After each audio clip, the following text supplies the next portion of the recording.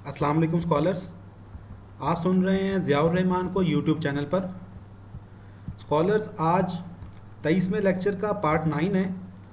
आज हम आपको बताएंगे कि एमएस या एमफिल और पीएचडी के थीसिस में मुश्तरक क्या चीज़ें हैं और मुख्तलिफ क्या चीज़ें हैं, similarities and differences in MS and MPhil and PhD thesis.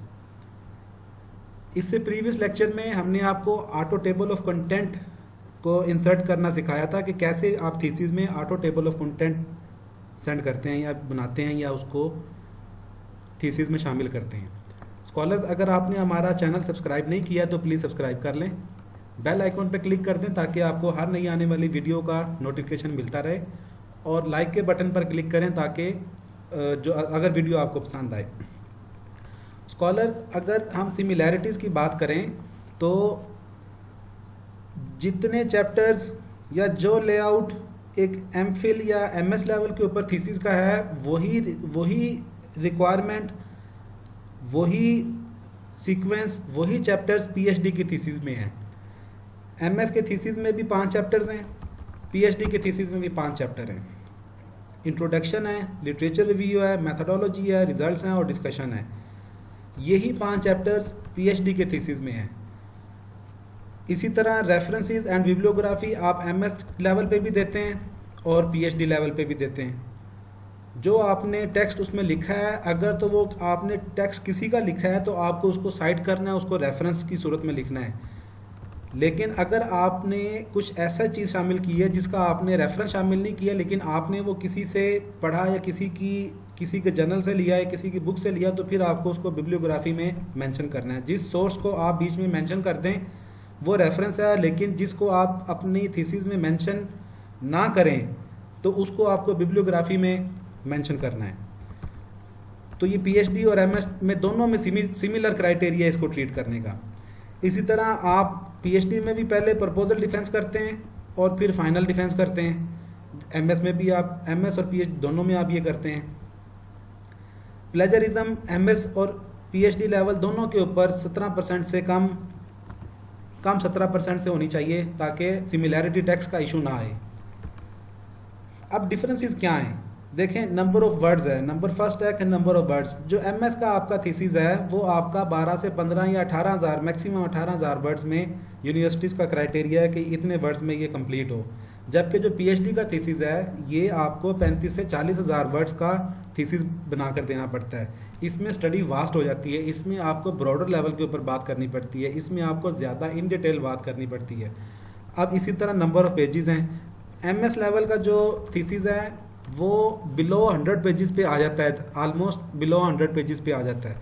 लेकिन जो पीएचडी का थीसिस है वो ऑलमोस्ट 300 पेजेस पर या उससे भी ज़्यादा पेजेस पर जाता है। आप जितना भी प्रिसाइज कर लें, पीएचडी लेवल का थीसिस आपका 200 से कम पेजेस पर तो नहीं आने वाला किसी भी सूरत, तो आपके ये 300 पेजेस तक ऑलमोस्ट जाता है। इसी तरह अगर हम डिफरेंसेस की बात करें तो स्क्रिप्ट राइटिंग है।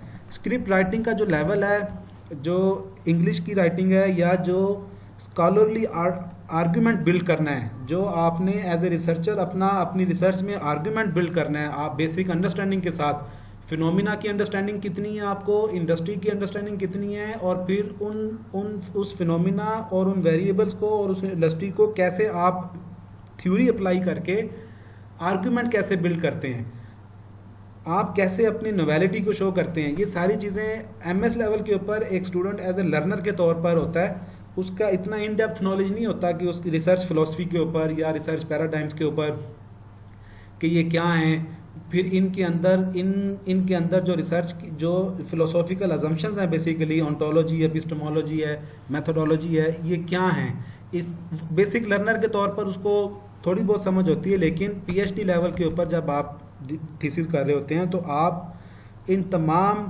चीज़ों के जो आप माहिर तसव्वुर किए जाते हैं। ये तसव्वुर किया जाता है कि आप हर तरह की अंडरस्टैंडिंग रखते हैं और आपको प्रोफेशनल लेवल के ऊपर, एडवांस लेवल के ऊपर अपना राइटअप तैयार करना होता है।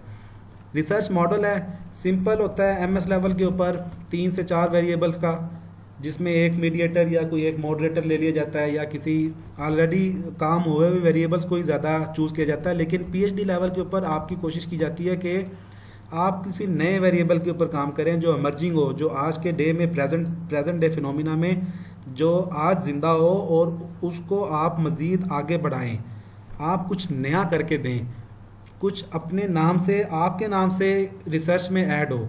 इसी तरह मेथोडोलॉजी है, यहाँ एमएस लेवल के ऊपर बेसिक अंडरस्टैंडिंग चाहिए होती है, लेकिन हम जैसे मैंने पहले बताया कि रिसर्च पैराडाइम्स, फिलोसॉफिकल अजम्पशंस के ऊपर इन डेप्थ अंडरस्टैंडिंग रिसर्चर को चाहिए है। एमएस लेवल के ऊपर रिसर्चर को सिर्फ इतना चाहिए है कि जो उसने रिसर्च फिलोसफी या पैराडाइम उसने यूज़ की है, उसकी फिलोसॉफिकल अजम्पशन, उससे सिर्फ उसका पता हो तो उसका काम चल जाएगा। लेकिन पीएचडी लेवल के ऊपर जो पैराडाइम उसने नहीं इस्तेमाल की, जो रिसर्च अजम्पशन उसकी हैं और उसके अलावा भी जो दूसरी अजम्पशंस हैं, उन सब का उसको पता होना बहुत ज़रूरी होना चाहिए। क्योंकि यहाँ पीएचडी लेवल पे सवाल ये आता है कि आपने पोस्ट पॉजिटिविज्म जो लगाया है, आपने क्रिटिकल थ्योरी क्यों नहीं लगाई, आपने न्यू एम्पिरिसिज्म क्यों नहीं लगाया, या आपने पोस्ट पॉजिटिविज्म क्यों लगाया, पॉजिटिविज्म क्यों नहीं लगाया। तो इस तरह के सवाल, तो दूसरी फिलोसफीज जो आपने नहीं इस्तेमाल की हैं उसकी भी अंडरस्टैंडिंग होनी चाहिए आपको, और आपको इन डेप्थ अंडरस्टैंडिंग होनी चाहिए, सिर्फ अंडरस्टैंडिंग नहीं। कंट्रीब्यूशन इतना इंपॉर्टेंट नहीं होता एमएस के थीसिस के लेवल के ऊपर, लेकिन पीएचडी के लेवल के ऊपर कंट्रीब्यूशन या नोवेलिटी या लिटरेचर में जो आप ऐड कर रहे हैं ये बहुत इंपॉर्टेंट होता है। अगर आपके मॉडल में नोवेलिटी नहीं है पीएचडी लेवल के ऊपर और आप बॉडी ऑफ नॉलेज में कुछ सिग्निफिकेंट ऐड नहीं कर रहे हैं, तो आपकी पीएचडी का कोई फ़ायदा नहीं है, और वो आपका पीएचडी का थीसिस शायद एक्सेप्टेंस में ना आए, आपको करेक्शन मिल जाएँ और ज़्यादा करेक्शन मिल जाएँ जिसके ऊपर आपके साल 2 साल मज़ीद लग जाएँ। तो आप नोवेलिटी को पीएचडी लेवल के ऊपर सामने रखें।